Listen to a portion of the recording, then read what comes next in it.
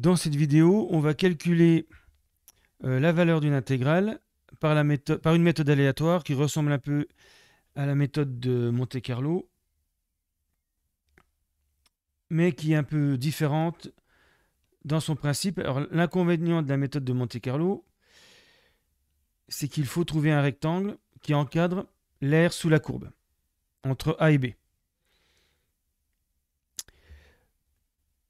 Alors, et ça ne marche que pour des fonctions positives, puisqu'on calcule un rapport d'air. La méthode qu'on va voir ici marche quel que soit le signe de la fonction f.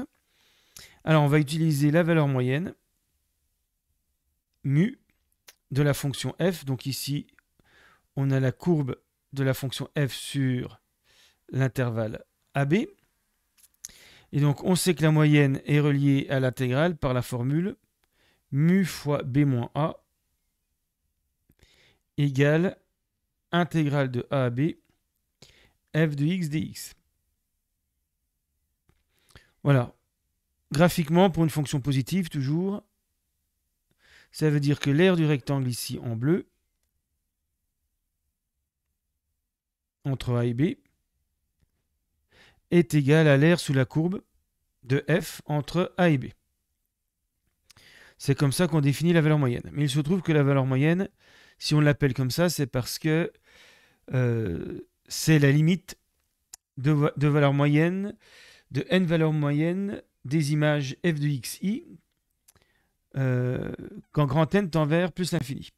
Donc ce qu'on va faire, c'est qu'on va choisir au hasard dans l'intervalle AB n valeurs prises complètement au hasard.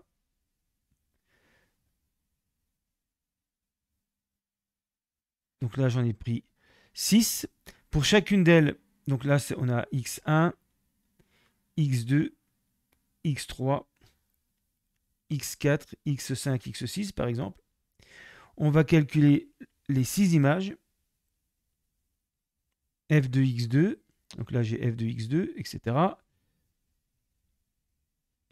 Et on va faire la moyenne des 6 images. Et il se trouve que quand on prend un grand nombre de points, plus le nombre de points est grand, plus on se rapproche de la valeur moyenne de la fonction mu. Et donc, on va prendre pour mu environ f de x1 plus, etc. On va prendre grand N points. Alors, on ne va pas se contenter de 6 points, on va en prendre 100, 1000, 10 000, 100 000, 1 million. Et puis, on fait la moyenne des grand N images. Et donc ça va donner une valeur approchée de la valeur moyenne. Il suffira de la multiplier par b moins a et on aura une valeur approchée de l'intégrale par une méthode aléatoire. Donc l'intérêt de cette méthode, c'est qu'on n'a pas besoin de connaître le maximum ou le minimum de la fonction. On n'a pas besoin d'avoir une fonction positive. Ça va marcher quelle que soit la fonction f à condition qu'elle soit continue sur l'intervalle AB. Donc on va voir ce que ça donne en Python. Alors, on a besoin d'une fonction aléatoire uniforme du module random. Donc, uniforme, ça choisit un décimal au hasard entre deux valeurs a et b.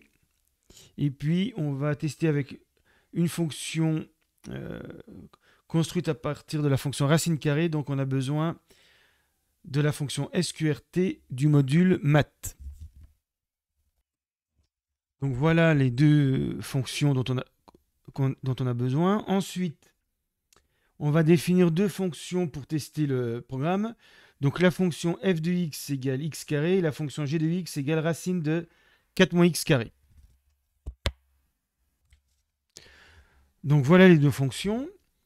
Donc maintenant, on va créer notre fonction, on va l'appeler MC, donc qui prendra en paramètre une fonction, puisqu'on peut choisir n'importe quelle fonction f ou g, a et b, et puis grand N qui sera le nombre de valeurs choisies au hasard entre a et b. Donc voilà les paramètres de la fonction. Donc en Python, c'est pratique. On peut mettre une fonction comme paramètre d'une autre fonction. Et puis donc a, b et grand N. Et bien sûr, plus grand N sera grand, plus le résultat sera précis. Alors, il va falloir faire la moyenne des f des xi. Donc on va prendre une variable somme qui prend au départ la valeur 0. Ensuite, on veut créer grand N valeurs entre A et B. Donc on fait une boucle for. Voilà, donc quand on met qu'un seul paramètre, ça veut dire de 0 à grand N, et grand N est exclu. Ça veut dire de 0 à grand N moins 1. Mais ça fait bien grand N boucle. Et puis, on choisit au hasard xi entre A et B grâce à la fonction uniforme. Donc on met simplement A virgule B. Donc contrairement à la fonction aléatoire rand int qui ne renvoie que des entiers, là ça va renvoyer des décimaux entre A et B. Ensuite, on calcule f de xi. Et puis, alors j'aurais pu l'appeler x tout court. D'ailleurs, le fait, c'est simplement pour dire que c'est pour repérer la boucle, mais là, on n'en a pas besoin. Donc on va ajouter à somme f de x.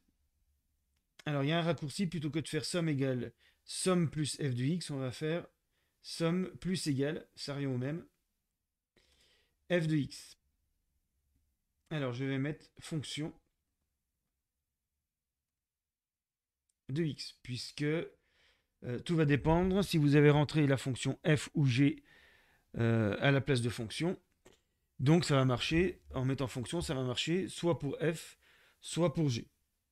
Alors une fois que c'est fini, on a, une fois que les grands N boucles sont finis, on a f de x1 plus f de x2 plus f de xn. Il faut diviser par grand N pour avoir la valeur moyenne et multiplier par b-a pour avoir l'intégrale. Donc on va retourner somme multiplié par b-a divisé par grand N. Et donc ça donnera une valeur approchée de l'intégrale de la fonction entre a et b. Donc on va tester cette fonction, on lance le programme, et puis on va essayer avec la fonction g, la fonction f plutôt, puisqu'on connaît le résultat entre 0 et 1. Ça c'est pour tester. Donc l'intégrale entre 0 et 1 de x carré dx, on sait que ça vaut un tiers. Et puis on va essayer 10 000 points. Voilà, 0,335. Donc c'est assez proche de 1 tiers, déjà avec 10 000 points. Alors pourquoi est-ce que j'ai choisi la fonction racine de 4 moins x carré? C'est parce qu'en fait c'est facile de démontrer que c'est un demi-cercle si on le prend entre moins 2 et 2, et un quart de cercle si on prend x entre 0 et 2. Donc c'est un quart de cercle de rayon 2. Donc l'aire de ce quart de cercle, de ce quart de disque, ça doit donner pi. Donc ça va être une manière d'avoir une valeur approchée de pi. Donc il faut que j'intègre la fonction g entre 0 et 2. Donc je reprends la même chose, sauf que à la place de f, je vais mettre g, et entre 0 et 2.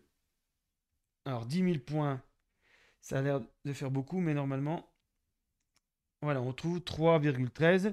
Donc c'est une approximation qui n'est pas très bonne de pi. De toute façon, avec la méthode de Monte-Carlo, ça converge assez lentement. Alors on va essayer avec 100 000 points, mais ça va être un peu plus long. Voilà, on a déjà 3,14. Et puis 1 million, mais là ça va vraiment être plus lent. Donc on va attendre quelques secondes. Donc 3,141. Donc on commence à se rapprocher de pi.